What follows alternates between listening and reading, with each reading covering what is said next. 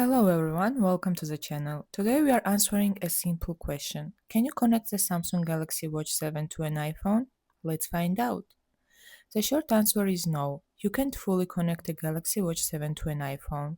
Samsung watches that run on Wear OS like the Galaxy Watch 4, 5, 6 and now the Watch 7 do not support iPhones.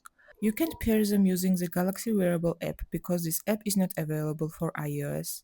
Even if Bluetooth connects for a second, you would not get full features, no app syncing, no notifications, and no health data. Samsung made these watches to work best with Samsung or Android phones only. If you want a smartwatch for your iPhone, it's better to use an Apple Watch or another brand that support iOS like Fitbit or Garmin. So, if you are using an iPhone, the Galaxy Watch 7 would not work properly. It's built for Android users. I hope this helps. Like this video if it was useful and don't forget to subscribe for more quick tech guides. Thanks for watching.